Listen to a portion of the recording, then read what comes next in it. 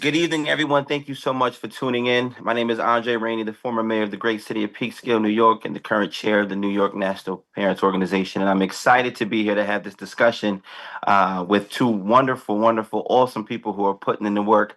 We're going to talk a little bit about Divorce with Respect Week and about their roles and what they do, and just to see how people like this come together to make the world a better place. So I just want to say thank you both for being here. We really appreciate you taking the time out of your days away from your work to give some information and insight on what's going on. So if we can start off, I'd ask you, Miss Proudfoot, if you could just give us a brief introduction about yourself and what you do. So my name is Beth Proudfoot. I am a licensed marriage and family therapist here in California. And I've been in practice for a little over 40 years, mostly working with kids and with parents. So I've done a lot of parent education and therapy for kids. And, you know, um, it became clear to me that it's really important to start to work in divorce because so many kids are so affected by their parents' divorces and frankly, sometimes really, really negative ways. So about 15 years ago, I started to work in divorce. Sometimes I do mediation. I do co-mediation, helping people to just do the parenting plan. I also am a coach in the collaborative model, which maybe we can talk about later. Also just a regular divorce coach when people are going through a litigated divorce, trying to help them to stay calm and negotiate well. And I do this other special role called child specialist in the collaborative process. So Look at that, lady of many hats. Wonderful. Thank there you, you sister. go. All right, Tim, I know you're already ready, so I'm not even going to say anything. Give it to us, Tim. Give it to us. So my name is Tim Crouch, and I'm in Texas, but I work with collaborative groups and professionals all over the country. Matter of fact, was talking with some people who are participating in Divorce with Respect Week about an hour ago on a podcast we were doing with them for the New York Association of Collaborative Professionals. Been working with the folks in California for 7 or 8 years now.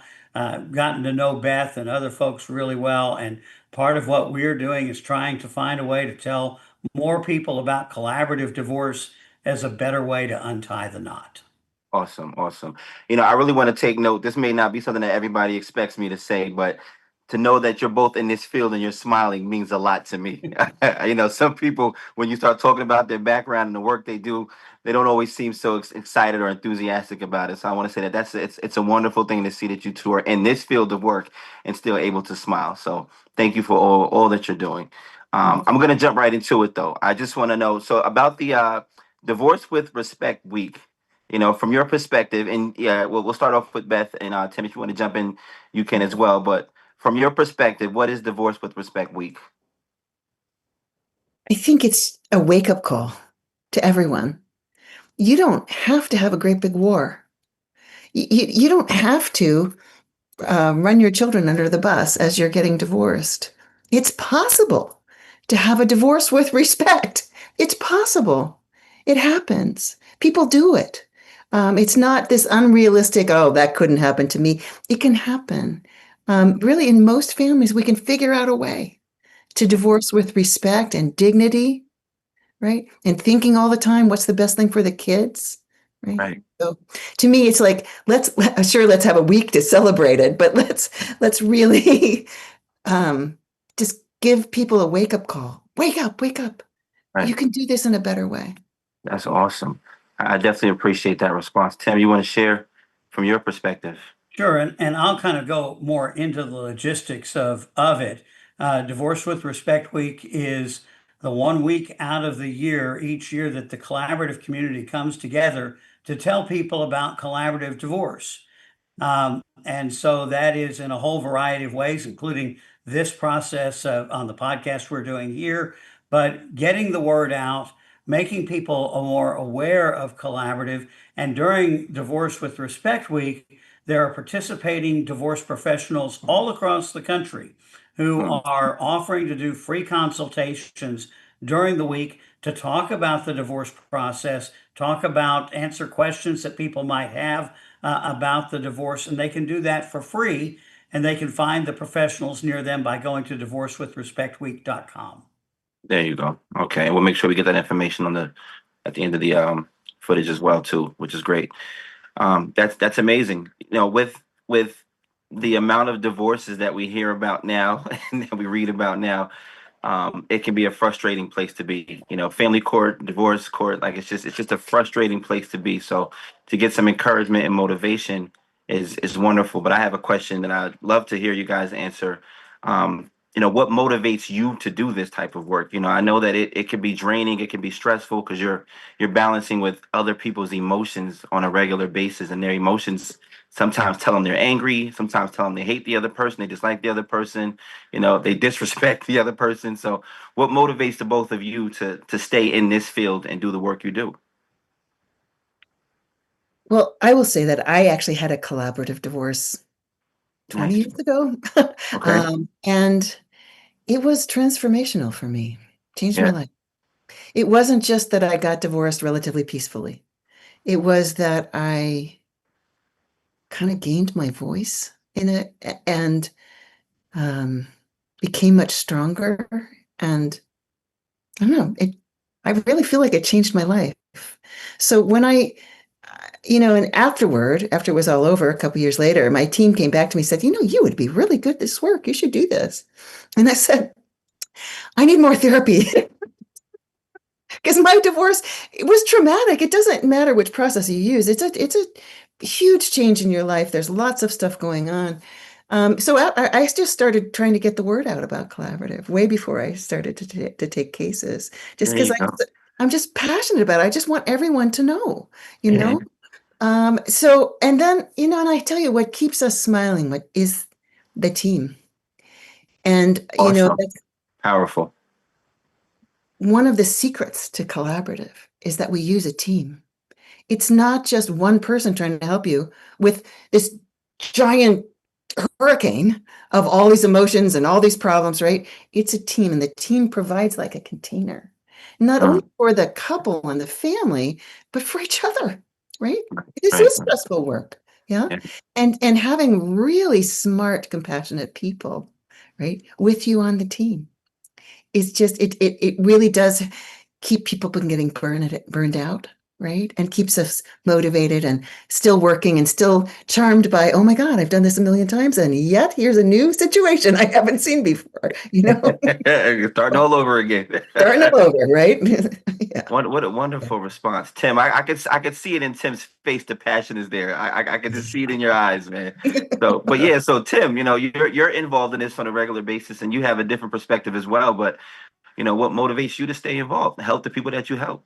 Well, the first thing is that my wife is a collaborative divorce attorney, and it's so I can go home at night. But Right. Gotcha.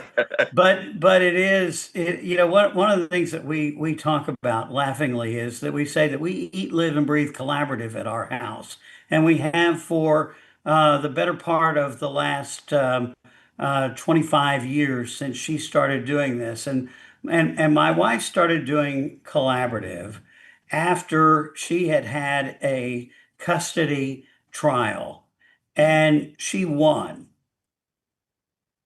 but she said she didn't feel good about it at the end.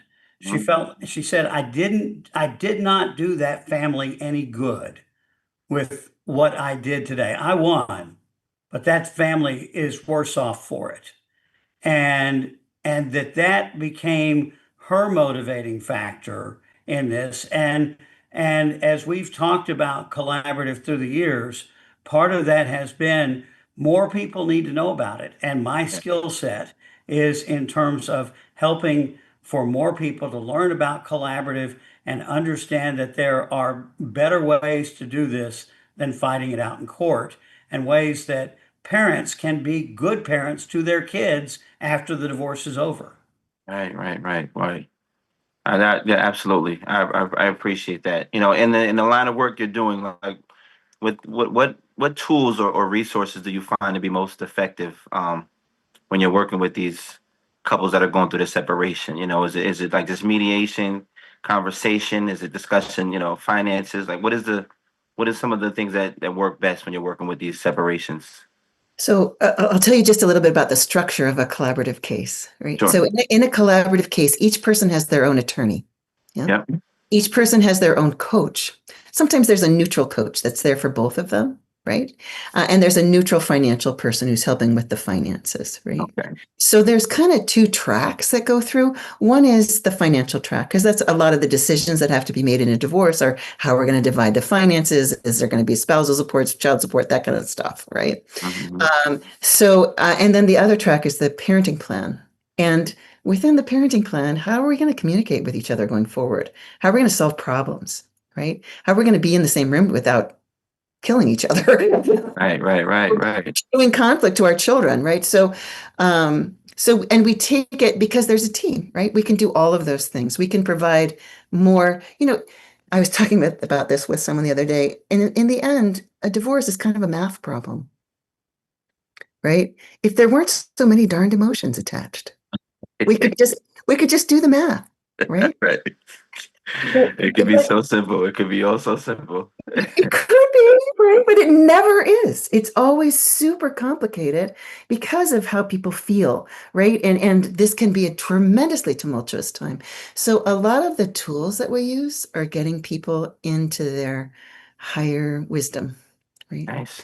So there's a lot of exercises we go through with people, mindfulness stuff, worksheets, right? That are all about how can I get out of this, I've been betrayed and I'm so sad and I'm so Mhm. angry and I'm so scared about my future, and into what's the wisest thing for me to do right now?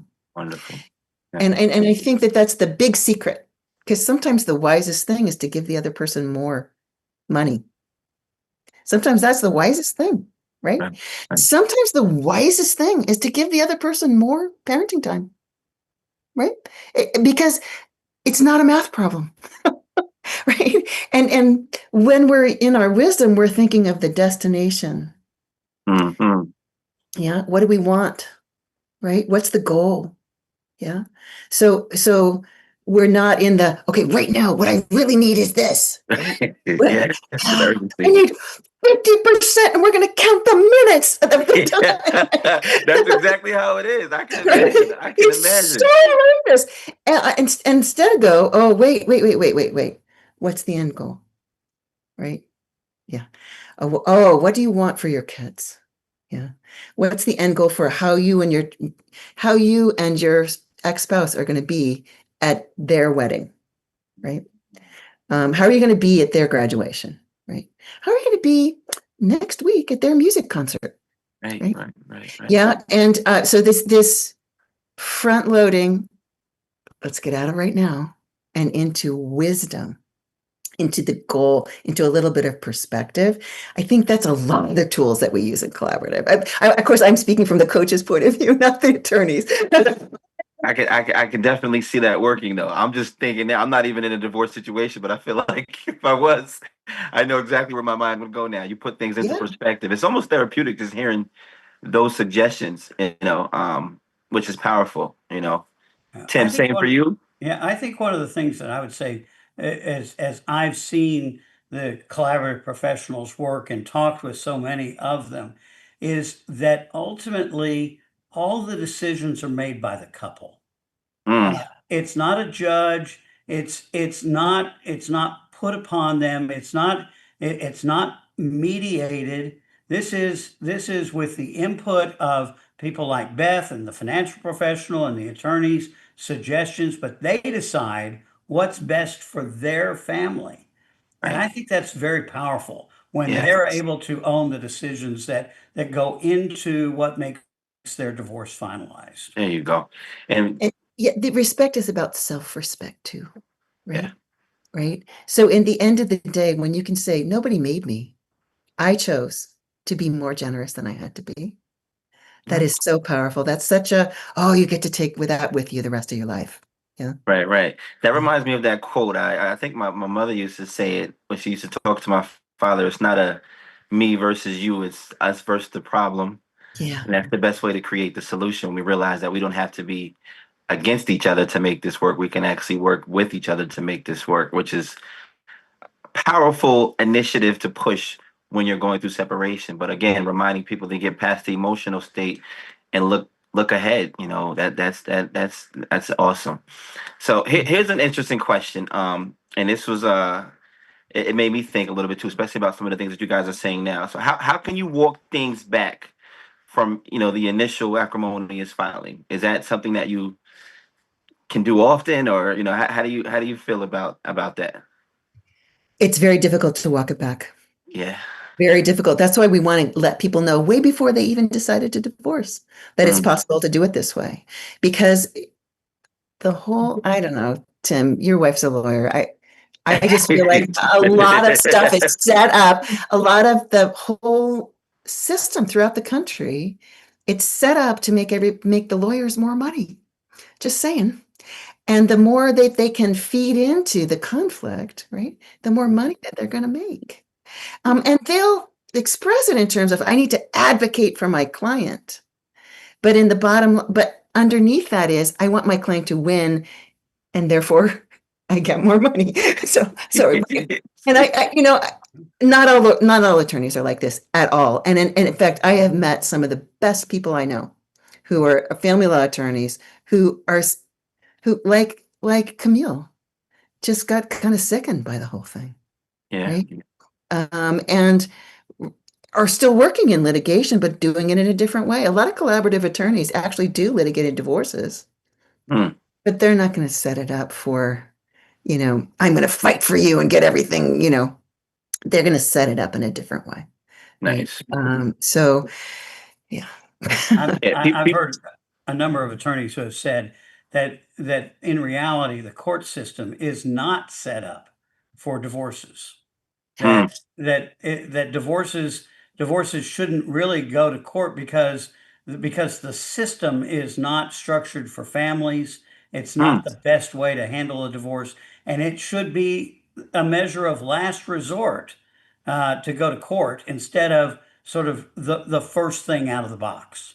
Mm. Yeah, I mean, I thought That's a very good message. That's something like sort of like what Beth was saying before too. If we can get before you get to that point, it could be much more smoother. Very good point.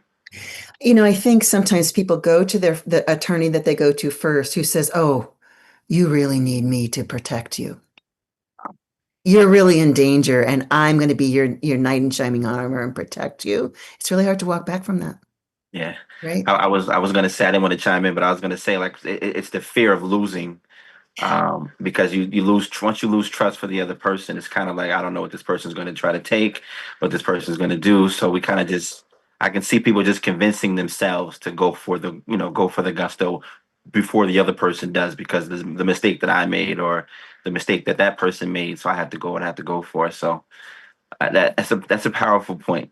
Now this divorce with respect week. How long has this been? In action. I'm fairly new to this, and when I saw the website with the orange, I was excited. I used to be allergic to oranges, but I drink orange juice probably every day. I drink orange juice probably every day of my life when I can now for breakfast. So, but when I was going through the website, just to get a little background, because I like to know what I'm talking about. I was very impressed with it. So, and unfortunately in the line of work that I do, I meet a lot of fathers that are actually going through divorce and a lot of mothers that are actually going through divorce as well. And, if I could just pitch this to them first, I think it would help alleviate some of the pain that they create once they step into that family courtroom. So, how long has this been around? This is the fifth year of Divorce with Respect Week. It's grown each year.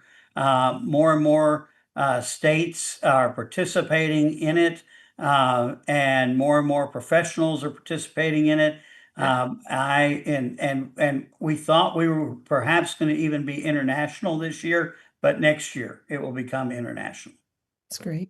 Look at that. Yeah. 5 years. Because it makes so much sense.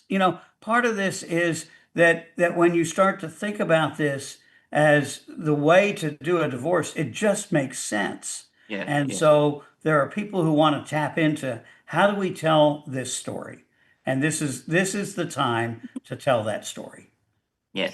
So I have an interesting question. Is this, Divorce with Respect Week, is it something that you promote to people who are married, newlyweds, or is it kind of a thing you just keep to the side and wait till somebody comes towards you? Because when you bring this type of conversation up, some people take offense to it. Like, why do we have to know about divorce for Respect Week. We're never getting divorced. And then next thing you know, you're the first people they're going to call. So, I do think you? I think I think some of that it really is that for most people, they don't ever really think about options for divorce until it's staring them in the face. Right, right. And all they really know is what they've seen in the movies and on television, or they've heard horror stories.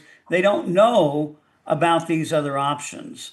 And so that some of this is to educate the public. Beautiful. I like to say that one of the hopes of Divorce with Respect Week is if there is a mother on Long Island who hears about Divorce with Respect Week and this process with a daughter who's in Sacramento, Hmm. and that she tells her daughter, "You really ought to look into this. You can talk to some people for free this week."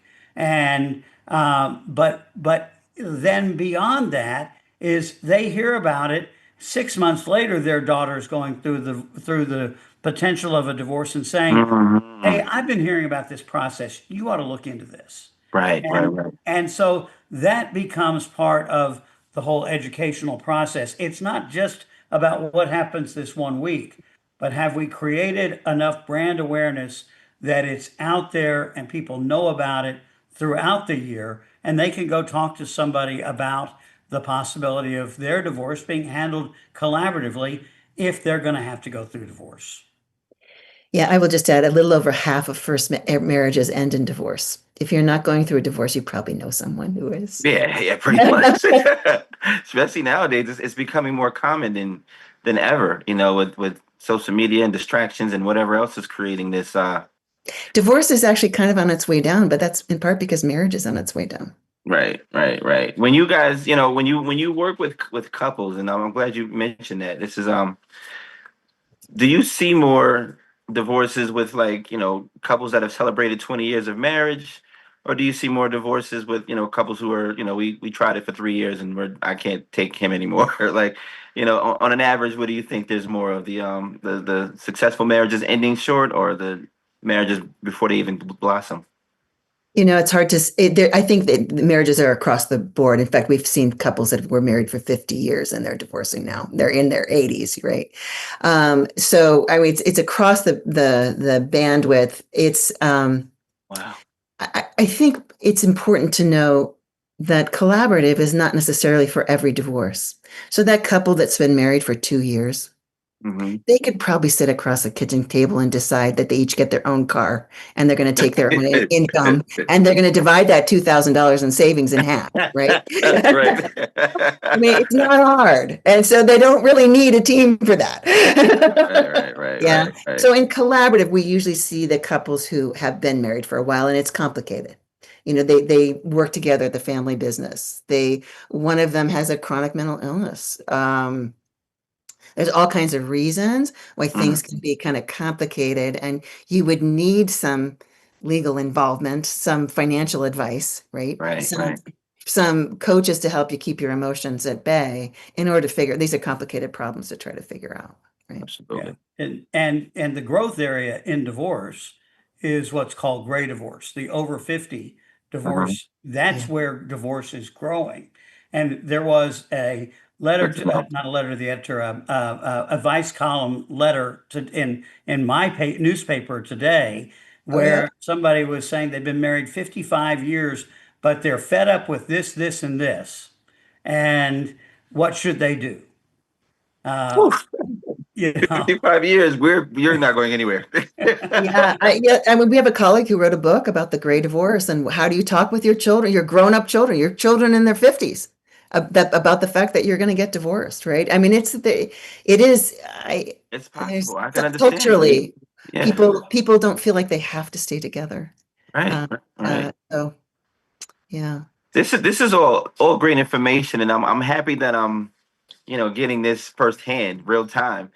The Divorce with Respect week. So how does that week look? Are you guys, like, doing more podcasts like this? Is there advertising? Is there workshops? Like, I know for the people who are like me, who are, fairly new to this information, but would love to spread to our families and friends in our communities, what is this Yeah. Divorce with Respect There, Week look like? there are podcasts, there are proclamations declaring it Divorce with Respect Week. For Oh, example, in the wonderful. state of Florida, Florida has declared it Divorce with Respect Week in Florida.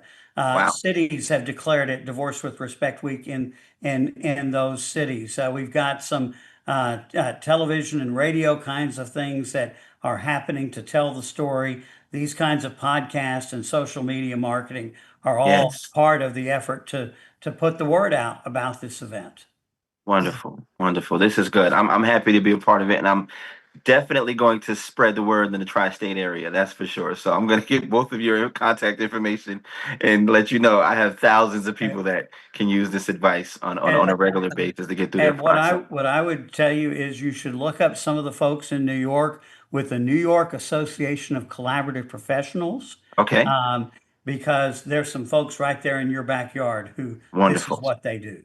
Wonderful. Yeah, and I also give a plug for Divorce Options, which is a workshop that we developed here in California, but which is now being given across the country. Wonderful. And the URL is divorceoptionsinfo.org.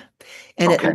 it's a class, it's like a 2-hour class, and it goes through all the options for how you can get divorced, and also the legal and financial and parenting issues of divorce. So it's just something kind of settling for people so that they can understand, right? It's not a great big vast unknown. No, these are the issues you're going to have to talk about. Anyway, so people can go to that website and find either a live class or recording of the class. It Okay. could be, Wonderful. yeah. That's great. That's great. So I won't take up too much more of your time. I just have maybe two more quick questions. It's a little bit personal. We kind of touched on this earlier before, but I just wanted to ask for the people out there who may want to get involved to not just get the information, but maybe advocate and support the initiative for Divorce with Respect Week.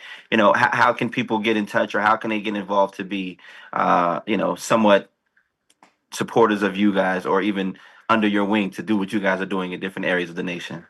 Hmm. So there are lots of collaborative organizations throughout the country. You can Google collaborative divorce in your state, and you will find collaborative professionals in your area. That if you're a professional and you want to learn more, they can make those connections for you, help you get the training to become a collaborative professional. If you are looking for a professional or wanting to consult with someone, go to divorcewithrespectweek.com and you'll find some of the active professionals involved in this. Yeah. Wonderful. Wonderful. Yeah, Collaborative Divorce California has a lovely website with lots of really great information, lots of blogs, lots of information, and lots of people who do collaborative divorce here in California. This is great. So this work is great. I commend you. I applaud you both for all you do. Before we close out, if there's any concluding messages that you'd like to give some of the families who just may be too shy or too nervous to reach out for help. There's families out there who just they're scared of divorce. They're scared to get attorneys involved, so they're just kind of like stuck in the situation. Like, if there's any advice you can give to those who just need help that didn't realize Divorce with Respect Week was even a thing, what would you say to them? It takes a village. When you're making really hard decisions about your life, don't try to do that by yourself. Mm, You get some help. And maybe that's your incredibly supportive friend. And maybe that's the free clinic. And maybe that's getting a therapist. Maybe that's getting couples work. I think when people try to power through all by themselves and things are just getting worse and worse, right? It's a terrible position to be in. It doesn't mean something bad about you that you asked for help. It means something right. great about you There that you go. that you knew, oh, I need help with this. Yeah. Yeah. So I guess that's my main message. Ask for help. There's help out there. There are Mhm. people who want to help. You don't have to do this by yourself. And that discernment process, should I get divorced? Is that the way to solve these problems? Right? Mhm. It's just really hard to do that in a vacuum, Right. right? And when you get the perspective of someone else going, well, yeah, baby, get out of that marriage as fast as you can. Because you're being abused, dude. Right? It's invaluable, right? Yeah. So, and and sometimes the first person you turn to is not going to give you great advice. That's okay. That's There's that's other good. people, yeah. So don't try to do it yourself. There's help out there for you. Get it. Powerful message. Yeah. 10. Yeah, I bet spot on with that. Get help. Yeah. There's discernment counseling. There are all kinds of ways to find people to talk to who can help you understand what you need to do. Yeah. Beautiful. Well, listen, this has been a pleasure and an honor to have this discussion with you.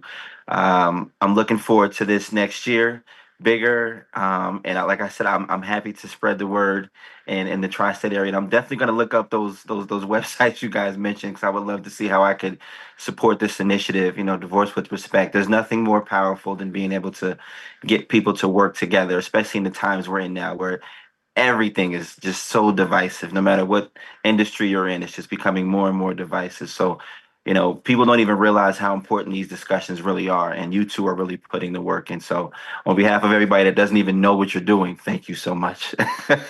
You're welcome. Yeah. Thank you for So, having us on. Thank you for your time today. So, oh, my pleasure. Yeah, like I said, I look forward to the next one. You guys keep doing what you're doing, and if I could ever be of any support or assistance in New York, please do not hesitate to call. I love the California beaches. I will fly out there to help you and go swimming in a heartbeat. so Yeah, I would just you'll have to go skiing near me. You can do skiing too. but I would just tell you the California group has a conference every year, and they're doing it in June, and it's aboard the Queen Mary in Long Beach. So come Fun. aboard. Yeah, please. I'm gonna email you tomorrow morning. Okay. I need the details. But sincerely, guys, thank you both so much for all you do. Keep up the good work, and you definitely have some allies on the East Coast. So thank you again. Great. Thank you, Thanks. Andre. You're wonderful. Have a great evening. Okay.